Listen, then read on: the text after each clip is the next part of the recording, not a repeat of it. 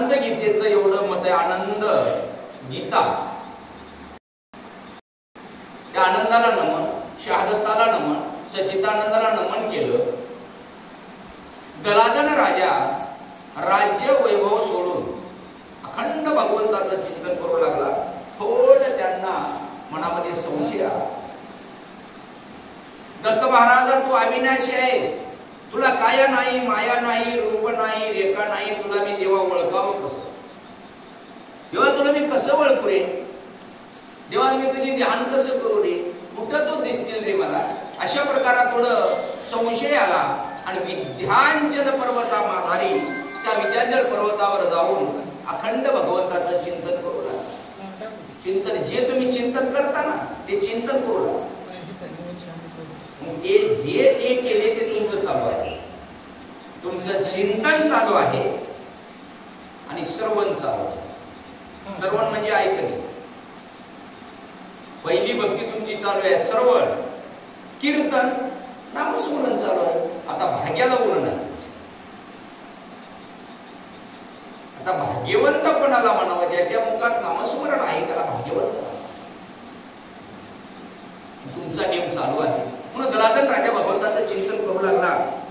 चिंतन करत असताना चित्तातून तन मन धन डोळ्यामध्ये स्मरण करीत असताना डोळ्यामध्ये उभे भगवंताच्या, तुमच्या भगवान दत्तप्रभूच्या चरणापासून मुखापर्यंत हृदयात साठवायचं. ते संतांच्या महात्म्यांचे फोटो आहेत, त्या महात्म्यांचे फोटो डोळ्यामध्ये आणायचं. अखंड भगवंताचं चिंतन करत 1 तास चिंतन करत श्रवण करावं. तिथं देव असतो. अजिबात विघ्न येणार नाही. नामाची ताकद आहे. दलंदन राजाला कळाला, तेव्हा तू मला कसं भेटशील रे? अशा प्रकारे बोलू लागली. बोलत असताना डोळ्यात अश्रू आले. देव म्हणू लागले, माझा खरा भक्त, सच्चा भक्त असणारे दलादन राजा आहे. राजा होता की राजयोग भक्ती आहे माहिती. मोठे मोठे राजे उतरून गेले, राजयोग भक्ती आहे. म्हणून दलादन राजा स्मरण करू लागले. स्मरण करत असताना अजून काय करतात ते आहे. नाम स्मरण करिता भेटला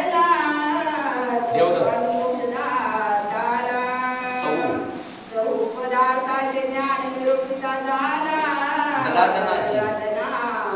सत्य सत्य पळे. एकदम आनंद वाटलं. दलादन राजा स्मरण करू लागले. इथं फार मोठा शब्द आला बरं माहिती.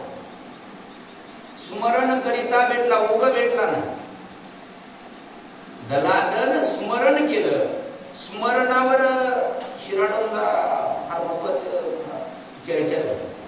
श्रवण म्हणजे चिंतन, नामस्मरण. नामस्मरण करिता भेटला तसं तुमचं नामस्मरण करिता भेटला, भेटते. स्मरण करू लागला. स्मरण करण्याच्या नंतर देवाचं स्मरण झालं. स्मरण एक बार झालं, त्याचा सुफळ संसार झाला सुफळ संसार. करिता दत्त नामे उच्चा, त्याची सरली येणे जाणी आणि सर्व चुकविले त्यांनी. दलाद राजा स्मरण केलं. स्मरण करण्या भगवंतानी येऊन उभं टाकले मोरी आणि उभं टाकले. दलादना का म्हणजे आठवण केला सरी? दलादनाला म्हणू लागले, देवाला स्मरण आवडते बरं काय. स्मरण म्हणजे नामस्मरण तुम्ही जे करता ना माय, हे नामस्मरण फार महत्वाचं आहे. नामस्मरण करत भाकरी करावं, नामस्मरण करत बसावं, उठता बसता खाता पिता देता घेता आनंद बोला. दत्त दत्त म्हणत भाकरी करा. विद्वान मुलगा होते. दत्त दत्त म्हणत सगळा घरचा प्रपंच चालवा. तिथं माझा देव उभा टाकतो. दलादन राजाला कळालं. दलादन राजापाशी येऊन दत्त महाराज उभं टाकले. उभं टाकल्याच्या नंतर डोळे भरून देवाला बघितलं. दलादन राजा देवा स्मरण केलं होतं. असं स्मरण केलं होतं, काम क्रोध मद मच्छर दम्म अहंकार अशा पाहिजे सगळं कोण सगळं जाळलं आणि विरक्त होऊन अखंड भगवंताचं चिंतन करू लागलं. देव म्हणजे तुला काय पाहिजे रे दलादना? स्मरण केला साधो, आता तुला काय पाहिजे? काही नका देवा, 4 पदार्थाची खूण सांगा. जीव, दैवता, प्रपंच, परमेश्वर. मी तुम्हाला कसं ओळखू? मी स्मरण करायला लागलो, तू भेटलास. देवा अचानक तुम्हाला भेटावं, तुम्हाला कशात ओळखावं, दत्त कसं ओळखावं हे मला सांगा देवा. घट्ट पाय धरले. एवढा आनंद इंग्रज मागले, कोणी शेती मागली, कोणी धन मागलं, सगळं मागलं, पण तू मला काय मागितलास? चारी पदार्थाची खूण मागितलास, स्मरण मागवायला लागलास. जलाधन राजावर खुश झाले देव. सांगतो ऐक म्हणले. विद्याधर पर्वताच्या ठिकाणी ठाण मांडलं, डोळे मिटलं, चिंतन करू लागले. अंतःकरणामध्ये देवाने उघड देव टाकले आणि देवाची आणि भक्ताचा संवाद चालू आहे. तुमचं भाग्य उदयाला आलेलं आहे, तुम्ही भाग्यवान आहात. स्मरण चालू आहे, नामस्मरण आहे आणि स्मरण जप आहे. याच्यानं दुःख जाते, दारिद्र्य जाते, भय जाते, विघ्न जाते, कशाच प्रकारचं काही कमी पडणार. नाम घेता वाया गेला अशा कोणी ऐकिला आणि देखिला त्याला भाग्य लागते आणि संतांची कृपा लागते. संतांच्या संगतीत हे घडते, अजिबात दुसरीकडे घडत नाही. तुमचं भाग्य आलं. पुढे काय म्हणतात? जलाधरवाने दिला मला एक शंका माझ्या अंतरा, निराधार निराकारा कैसा पूजा देत आनंदा. देवा देवा देवा देवा तू आहेस, कळालं. निराधार आणि तू निराकार, निर्गुण निराकार आहेस तू. आम्हाला सगुण कळते. आता महाराज दिसतात, दिसलेल्यामुळे आपण बघायला हवं. देवा तुला सगुण सगुण म्हणल्याच्या नंतर मला ओळख येणार नाहीस. सगुण निर्गुण, निर्गुण असा आहेस, दिसणारच नाहीस. पण सगुण रूपानं तू निराधाराशी आधार देणार आहेस. तुला जवळून ओळखण्यासाठी मला मार्ग सांगा. निराधाराशी आधार द्यायची. म्हणून देवा काही करा, पण मी जे माझा संशय आहे तुम्ही मला भेटावं, तुम्ही ज्याच्यात दिसावं असं मला काय ते सांगा. आनंद गीतेमध्ये सांगू लागले. जलाधर राजाला देव हसले. हसून हसला देव काय म्हणतात? तो निराकार निर्गुण गदा नोहे तो सगुण देवदत्त कैसा पूजावा तो निर्गुण शब्दातीत बोलत. देव बोलू लागले. देव म्हणतात रे जलाधरा, अरे म्हणले तो निर्गुण आहे. निर्गुणाचा सगुण झाला. करती गजर नाना वादे वाजते त्या भद्रिकेवर, नाना गायन करती ते सुरवर हिनर. देवा तो निर्गुण आहेस,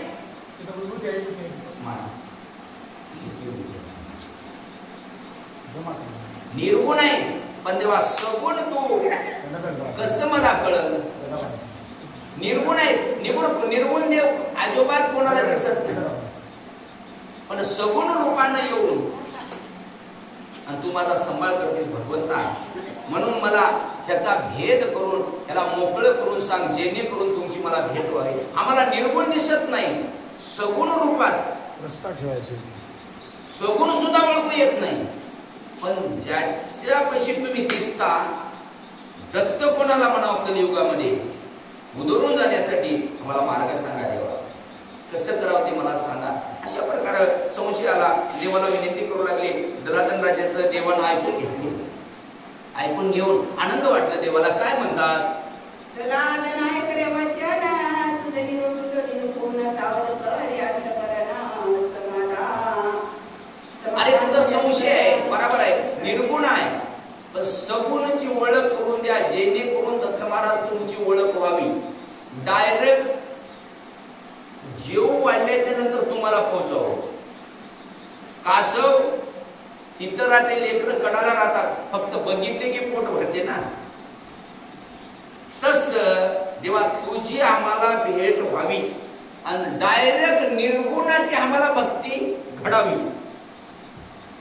असं सगुणामध्ये काय आहे ते सांगा. कुठं दत्त महाराज आहे, कुठं दत्त महाराज आहे ते आम्हाला सांगा. अशा प्रकारे म्हणत असताना देवाला आनंद झाला. देव सांगू लागले. काय सांगतात?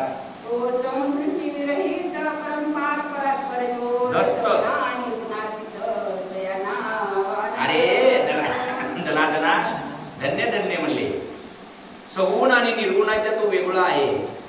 त्याला काया नाही, माया नाही, रूप नाही, नेका नाही. आतापर्यंत त्याला अलक्ष लक्षिता कराकृपेची छाया निजबा निज सतया स्वामिया, त्याला काहीच नाही. तो देव अविनाश आहे. पण त्याला ओळखिणारा कोण आहे? सगुणा निर्गुणाती तो, त्याचं नाव आनंद आहे. आनंद नामका माझ्या बाळगिरी महाराजांनी फार मोठा सोपा मार्ग तुम्हा आम्हाला सांगितला. आनंद आनंद आनंद मुखी गावे गीत आणि तरीच सोयी जीवित वाचे. आणि आनंद नामकात संसार करावे आणि ब्रह्मरूप खावे सकाळचे. आनंद सर्वाचा धनी आहे. त्याची एकदानी गळ्यात घालावं आणि त्या एकदानीचं स्मरण तुम्ही करता. ते स्मरण तुमच्या सोबत येणार आहे. ते आनंद आहे. त्या आनंद मार्गाची तुम्हाला ओळख झाली नाही, होणार नाही. चालू जीवा शिवा वेगळा भक्त साधूचा जिव्हाळा पाप पुण्याचे विरळा. तो देव कसा आहे? जीवाच्या शिवाच्या वेगळा आहे. आनंद जीवाचा जीव आनंदाचा संबंध मुलीचा विरला झाली. बाळगिरी महाराज फार सोपं करून सांगितले तुम्हाला. पण तो जीवाच्या बी शिवाच्या बी वेगळा आहे. रस तम सत्व पंचतत्व त्याच्या सेवेत आहे. त्याच्या आज्ञेखाली सगळं करते. आप ते जो पृथ्वी आकाश हे सृष्टी भगवंताने निर्माण केली. सृष्टीच्या अनादिकालाचा तो मालक आहे. सगळ्याचा तो धनी आहे. जीवाशिवाच्या वेगळा आहे. भक्त साधूचा जिव्हाळा आहे. जीवाशिवा वेगळा आहे आणि भक्त साधूचा जिव्हाळा आहे. बघा लक्षात घ्या. जीवाच्या शिवाच्या वेगळा आहे पण भक्ताचा जिव्हाळा आहे.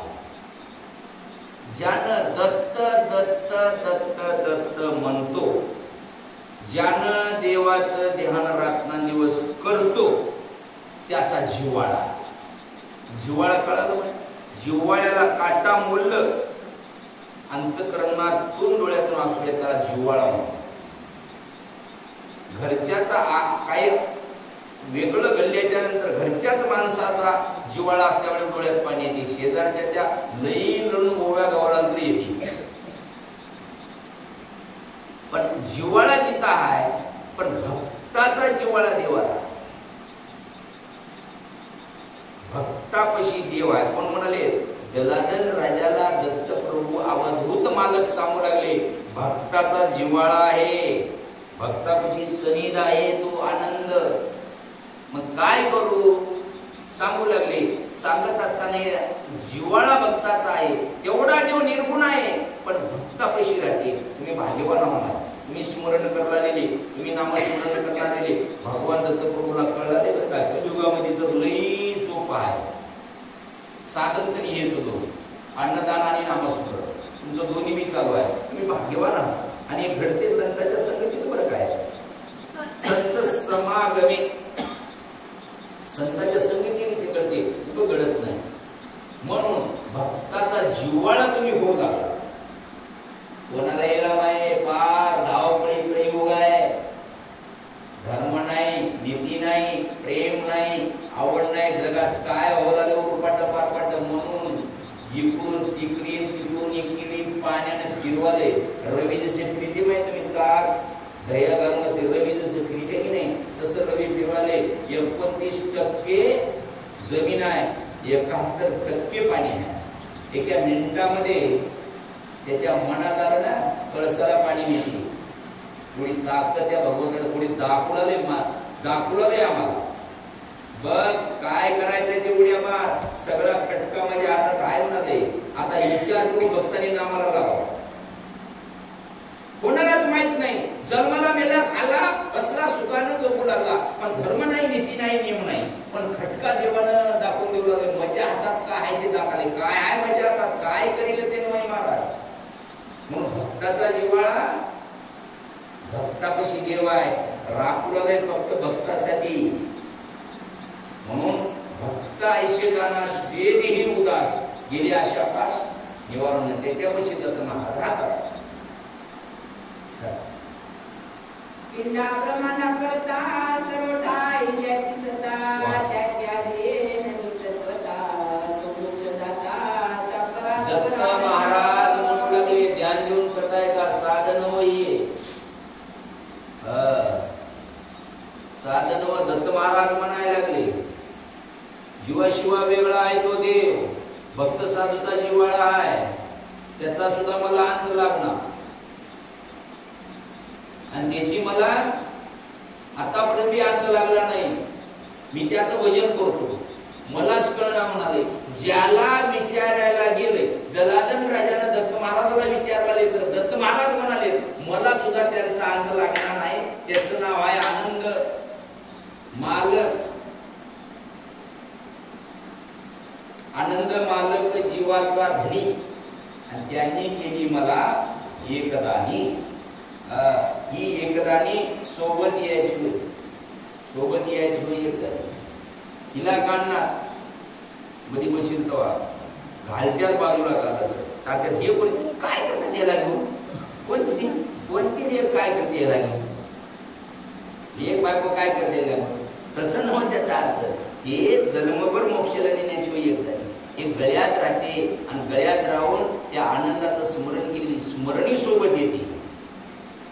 तत्व आहे म्हणून त्या आनंदाचं मी भजन करतो. मला सुद्धा त्या आनंदाचा हाक लागणार, अंत लागणार, मी त्याचं भजन करतो. त्याला दंडराजाला म्हणून पण तेव्हा आम्ही कसं करा, तुम्ही जर असं करायला पाहिजे, आम्ही कसं करा. आनंद तो